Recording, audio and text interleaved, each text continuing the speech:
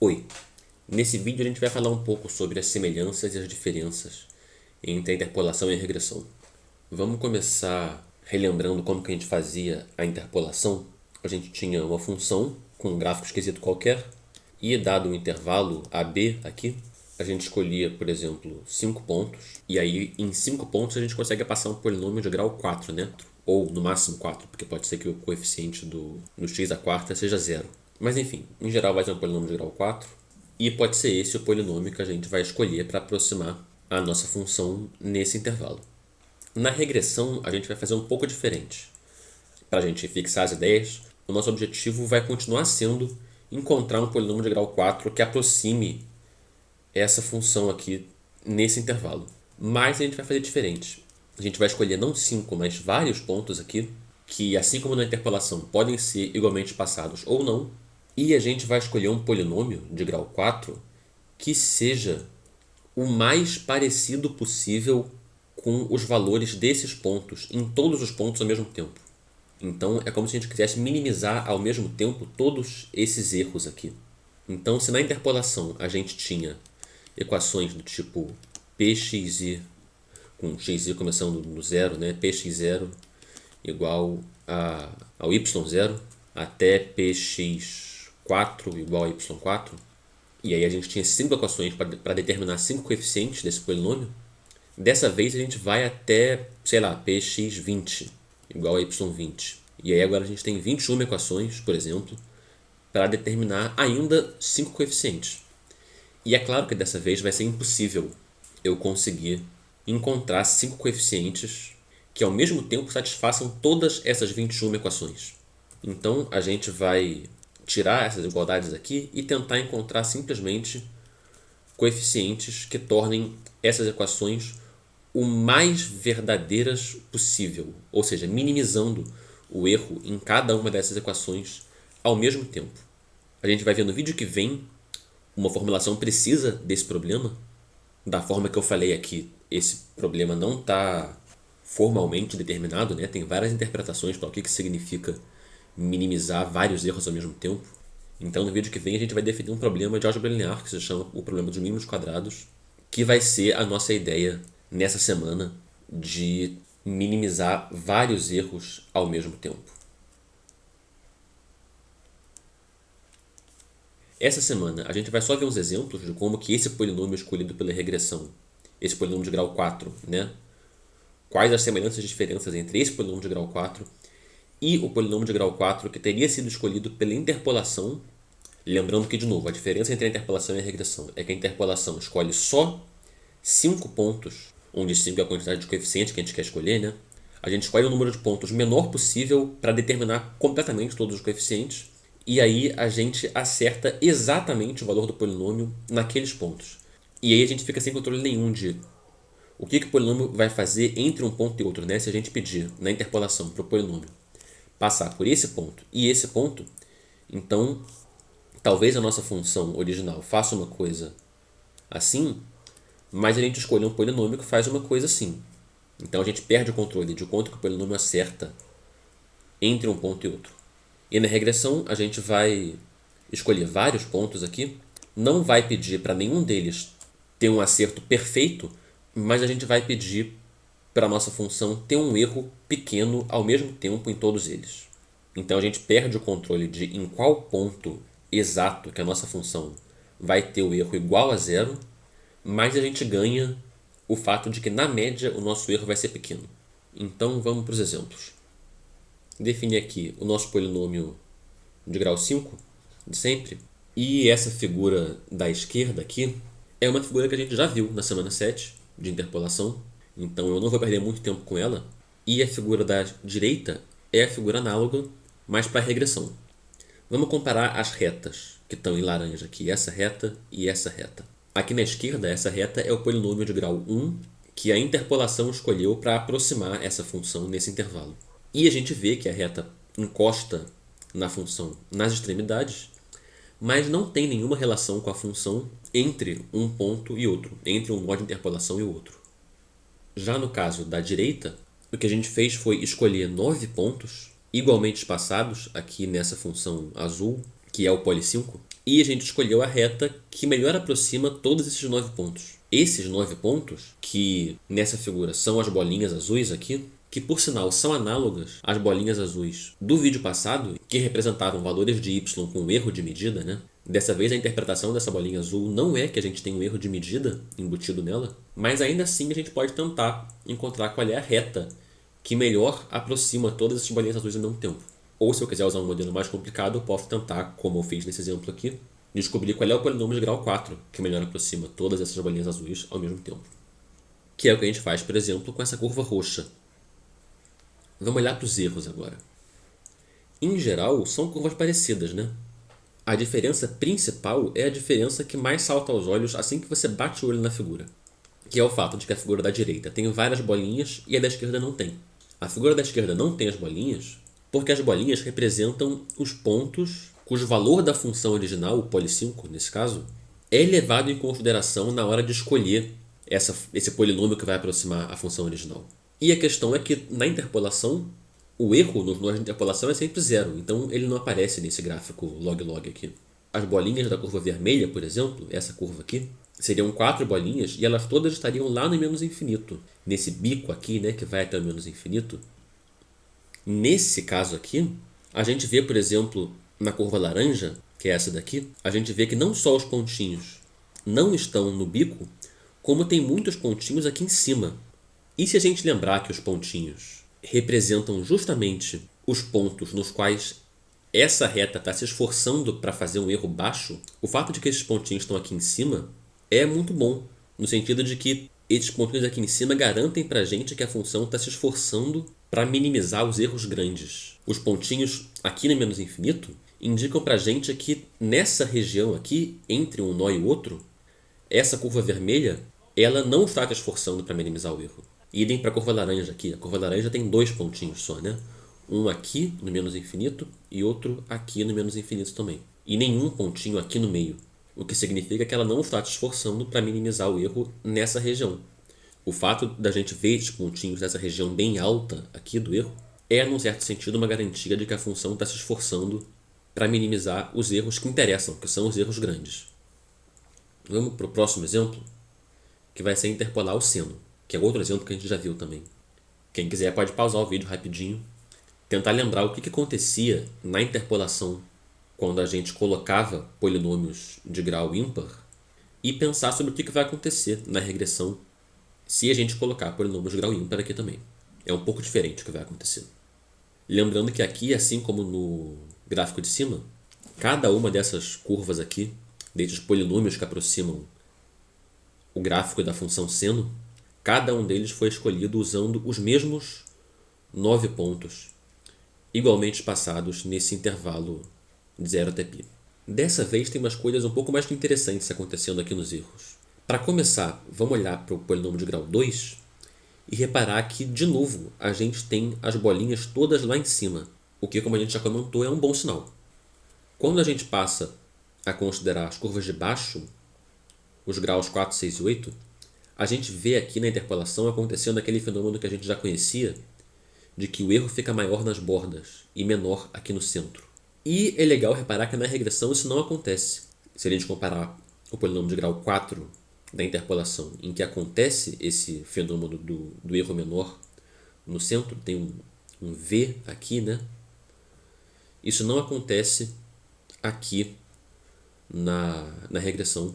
E essas bolinhas aqui no alto dos erros ajudam a manter o erro uniformemente baixo, ao invés de ser super baixo numa região e alto em outra região. Se a gente vier agora para o polinômio de grau 6, começa a ficar um pouco diferente o que está acontecendo aqui, né? Dessa vez o polinômio de grau 6 cruza o gráfico do seno em 1, 2, 3, 4, 5, 6 pontos. Isso quer dizer que a distância entre cada um desses pontos é 1/7. Enquanto que a distância entre os pontos que a gente está usando, entre as bolinhas aqui que a gente está usando para medir o valor do seno e para tentar controlar o erro, tem uma distância de 1/9 entre cada um deles.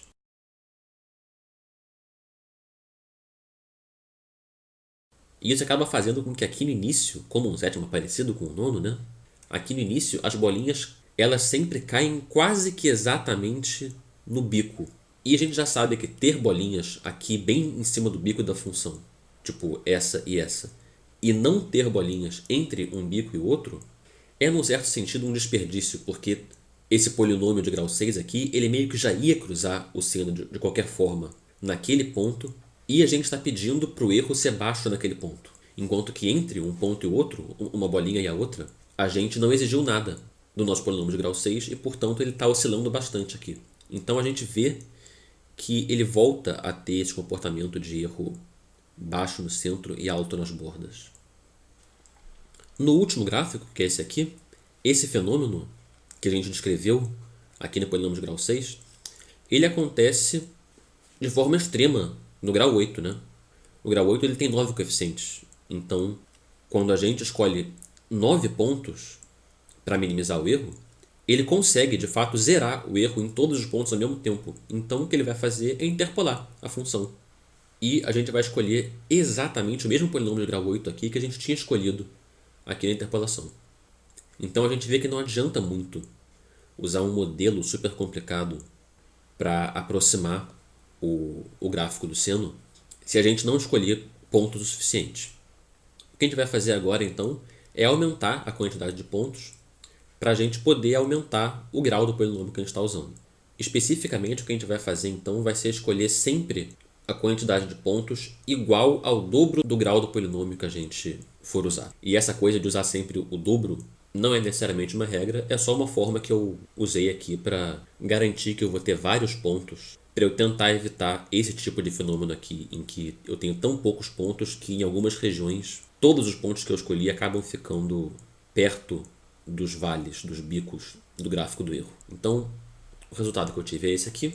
A gente, de novo, observa que eu tenho um V na interpolação. Então, a interpolação erra mais nas bordas do que no centro, enquanto que na regressão o erro é mais ou menos uniforme ao longo do intervalo. Isso acontece tanto para o grau 10 quanto para o grau 12.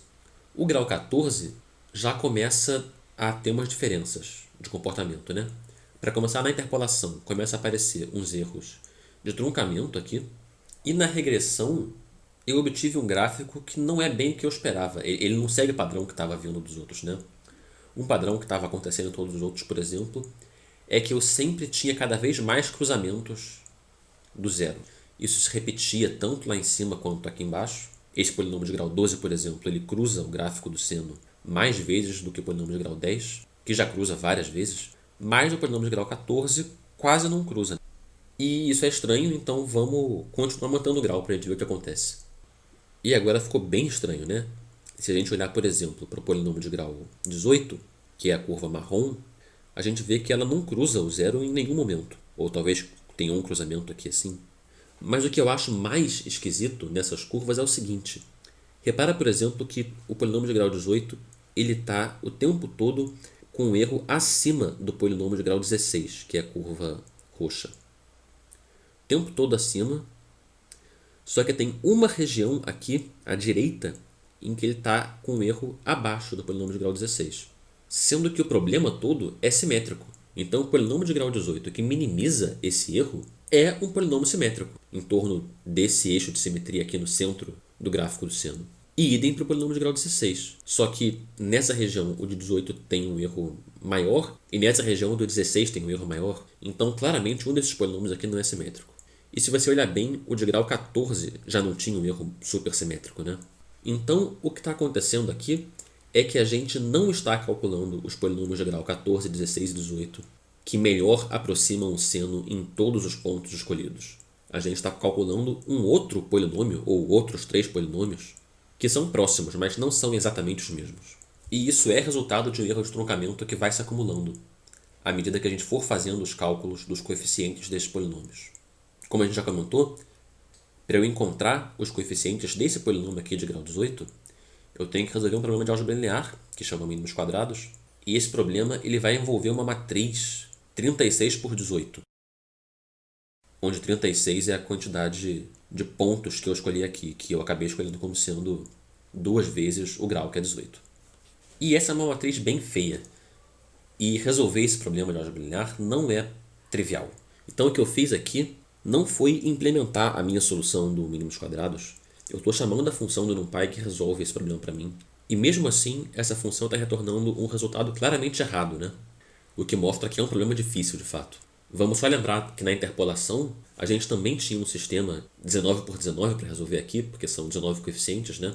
Dado por aquela matriz de Vandermonde. Mas no fim das contas, o que a gente está fazendo aqui não é resolver aquele sistema.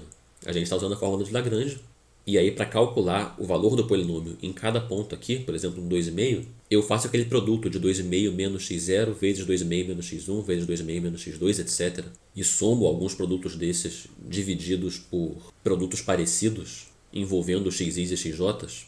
E no fim das contas, isso faz muito menos conta do que resolver o problema de mínimos quadrados que a gente está fazendo aqui. Aqui a gente faz bastante conta e são umas contas feias, porque essa é uma matriz feia. Então, a moral da história é que, de novo, modelos complicados demais não costumam ser uma boa ideia. Escolher o polinômio perfeito de grau 18 é muito mais difícil do que escolher o polinômio perfeito de grau 10, porque eu tenho que ajustar 19 coeficientes aqui ao invés de 11. Vamos passar para o nosso próximo exemplo, que é aquela função 1 sobre 1x². Estou usando aqui polinômios de grau 2, 6 e 10. Dessa vez não tem motivo nenhum específico para os graus serem todos pares, foi só coincidência. E vamos observar aqui que está tudo acontecendo mais ou menos conforme esperado. Eu estou de novo usando 20 pontos para cada regressão, então o polinômio de grau 2 com 20 pontos tem, como a gente já viu, um erro mais ou menos uniforme aqui. Depois o polinômio de grau 6 com 20 pontos tem um erro mais ou menos uniforme. O polinômio de grau 10 com 20 pontos, idem. E aqui à esquerda a gente pode ver que o polinômio de grau 10 ele já começa a exibir aquele fenômeno do erro alto nas bordas, né? Vamos passar para o intervalo menos 10, 10, que é muito mais difícil. Eu continuo usando 20 pontos sempre e eu aumentei um pouquinho os graus. Estou usando graus 2, 8 e 14. E dessa vez eu tenho um erro grande aqui, né? Uma oscilação grande no meu polinômio de grau 14. Porque como a gente está vendo aqui, as bolinhas estão ficando cada vez mais para baixo. Eu poderia tentar usar pontos mais concentrados nas bordas, ao invés de usar pontos igualmente espaçados, mas para facilitar, o que eu vou fazer aqui é aumentar a quantidade de pontos e eu vou ser bastante exagerado. Eu vou usar 50 pontos agora.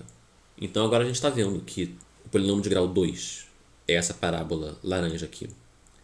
É bastante diferente da função que a gente quer aproximar, né? O polinômio de grau 8 ele tem um comportamento bastante oscilatório, mas ele é razoavelmente parecido com a função. Tem um problema que é o fato de que a função ela faz um bico muito estreito e muito alto, que é uma coisa que esse polinômio de grau 8 não consegue fazer. Então ele não consegue subir tão alto e ele não consegue fazer o bico tão estreito. Ele fica com um lobo central aqui que é mais largo. Só que o polinômio de grau 8, digo de grau 14, é melhor do que o de grau 8 em todos os aspectos, né? O de grau 14, ele também oscila, mas ele tem um erro menor, a amplitude dessa oscilação é menor, e esse lobo central aqui está mais estreito do que a curva verde de grau 8 e mais alto também. Mas enfim, a gente observa aqui que está tudo ocorrendo conforme o esperado, mais ou menos. O erro do grau 14 costuma estar abaixo do erro do grau 8, que costuma estar abaixo do erro de grau 2, e os erros de cada polinômio são sempre mais ou menos uniformes, pelo menos muito mais uniformes do que os erros correspondentes da interpolação. E a gente vê aqui que à medida que a gente aumenta o grau, a gente obtém polinômios que aproximam de forma cada vez melhor essa função aqui. E a pergunta óbvia é o que acontece se a gente continuar aumentando o grau, né? Então, o próximo grau aqui para a gente testar, seguindo o padrão de 6 em 6, seria o grau 20. Só que eu nem vou para o 20, eu vou para o próximo grau, que é o 16. Eu vou pular o 15 pelos motivos que a gente já sabe. Essa aqui é uma função que é simétrica, né? Uma função par. Então, vamos ver o polinômio de grau 16, o que acontece. E acontece isso aqui. O polinômio de grau 16, escolhido para aproximar essa função com o gráfico aqui em azul, é o polinômio cujo gráfico é essa curva roxa aqui embaixo. E é óbvio que isso não é o polinômio de grau 16 que melhor aproxima a curva azul. O que está acontecendo aqui é um erro numérico, só que é um erro diferente do que estava acontecendo lá em cima naquele seno. Lá em cima, o NumPy ele resolveu o problema de mínimos quadrados que ele tinha que resolver, fazendo um monte de conta. Nessas contas, ele acabou fazendo vários erros de truncamento, e o resultado que ele retornou estava um pouquinho arredondado demais. Dessa vez aqui é diferente. Dessa vez, a matriz correspondente ao problema de mínimos quadrados que a gente vai resolver aqui, ela é uma matriz tão feia, mas tão feia que o NumPy ele tem que tomar umas decisões para ele ter certeza de que ele entendeu o problema da forma correta, num certo sentido, e ele acabou tomando uma decisão errada nesse caso. Mais especificamente, para quem já fez ou está fazendo álgebra linear, o NumPy achou que o posto da matriz era 12, mas na verdade é 16.